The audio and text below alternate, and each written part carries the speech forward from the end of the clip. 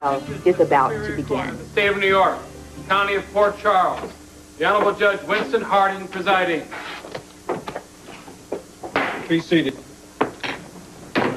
Clerk, call the case. Docket TC 77992, People of the State of New York versus Edward Quartermain. Prosecution ready? Michael Schultz for the people. Ready, Your Honor. Counsel for the defense. Milton Stanners for the defense. Ready, Your Honor. Very well. Ladies and gentlemen in the gallery, we have a full house here today, and I'm sure you all want to hear every word, but so does the jury. So I would ask you to make every effort to maintain decorum while these proceedings are in progress. Thank you. Mr. Schultz, your opening statement, please. Thank you, Your Honor.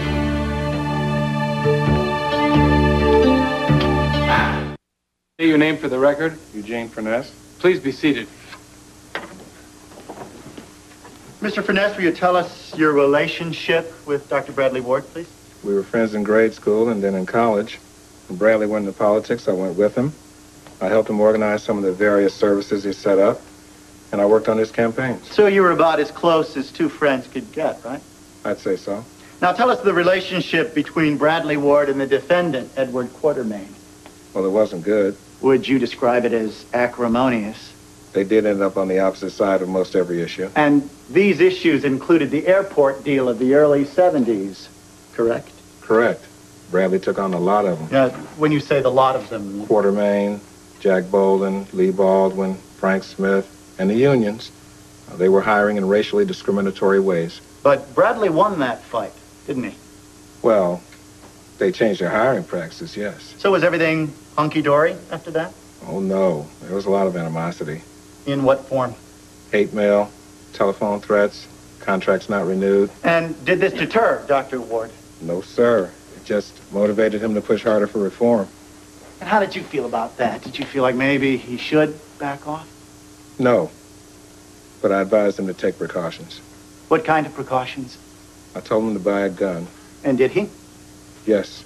A .38 revolver, which he licensed and registered. And would this be that gun? Yes. People's Evidence number 17, Exhibit A, Your Honor. So entered. I'd like to return to the hate mail and the phone threats and so forth. So he bought the gun, as per your suggestion. But did the threats really bother him? Not at first. But then they began to? Yes. Do you know why? They became personal. In what way? Someone found out about relationships he had and tried to use them against him. We're talking about extramarital affairs here, aren't we? That's correct. So these threats essentially said, back off or we'll blow the whistle on your personal life. Yes. And did this put pressure on Bradley? He tried not to show it, but he was under a lot of strain. Mr. Furness, who was making these threats? He didn't say. Did he know?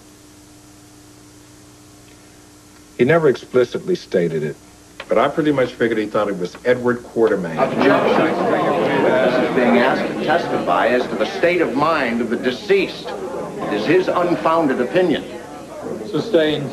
The jury will disregard the last response. Yeah, right. Good luck disregarding that little gem. Miss Quinlan, in the spring of 1974, you were working with Bradley Ward. Is that correct? Yes. I helped him get started in the assembly, and I worked with him on his statewide breakfast program. And later on that same year, you began an affair with Bradley Ward. Is that correct? Yes, that is correct. Yes. You went over all this with him last night. Piece of cake. But out of deference to his family and career, you never went public. We loved each other very much, but we realized there was no future in it. But someone found out about the affair. Yes, we believe so. Bradley told me about various threats he had received from people demanding that he back off of his projects or face exposure. Were these anonymous threats? Always. Did you or Bradley try to do anything about them? No. I worried a lot. I think Bradley just got used to them. And were these threats ever carried out? I was never sure. What do you mean? There was an incident. Bradley and I were driving in a car late one night. We realized that somebody was following us, and so Bradley accelerated. We came around a bend, and there was a car parked sideways in the middle of the highway. Bradley swerved. He really had no other choice. He ran us off the road. Bradley wasn't hurt. I had found out a couple of days earlier that I was pregnant with Bradley's child. I hadn't even told him about it yet. By the time that we'd gotten to the hospital, I realized that there was something terribly wrong. I lost the baby, and a couple of weeks later, Bradley was gone too. And you'd been taken to General Hospital? That's right. And you were treated by? Dr. Steve Hardy. And was he aware of the paternity of your child? Yes. Bradley never left my side. He was right there. Dr. Hardy assured us that he would keep everything confidential. He knew the ramifications if word got out. And you never found out who operated the car that ran you off the road? No. I only knew who Bradley was making a lot of trouble for. Please tell the court. Objection. Edward Quartermain and his friends. Your Honor. Overruled.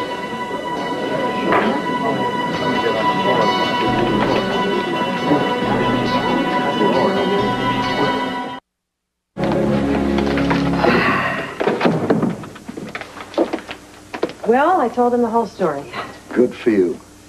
including the fact that you knew about it right from that night. Oh, that's all right. I'll probably have to cover the same ground. You just made it easier for me by going first. I want you to know that I understand why you told Lee Baldwin. He really gave you no other choice. I know that you respected our privacy as much as you could. Thank you, Kylie. I still feel so badly for you, for the whole experience. Hey, you would have never been dragged into this if it weren't for me. And actually, you know, it felt good to say it out loud in public. 20 years is a long time to hold on to a secret. Yeah, and I think it's time to banish the ghosts. Bradley would have approved. You know, back then it was dirty laundry. Now it's hardly raises an eyebrow. Has society changed that much, or have I just seen too much and gotten too tired? You're only a girl. A brave girl. I didn't feel particularly brave. It seems to me following your heart took a lot of guts. Oh, when you've got no other options, it's pretty simple. Kylie, you always had the option of keeping quiet. You know, not exposing the secret. What you did took courage. Well, I better get going. Thanks a lot. Good luck in there. Good night. And take good care, will you? Okay. Bye. See ya.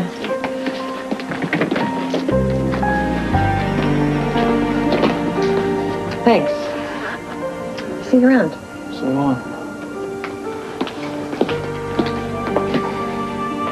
The world could use a few more like you.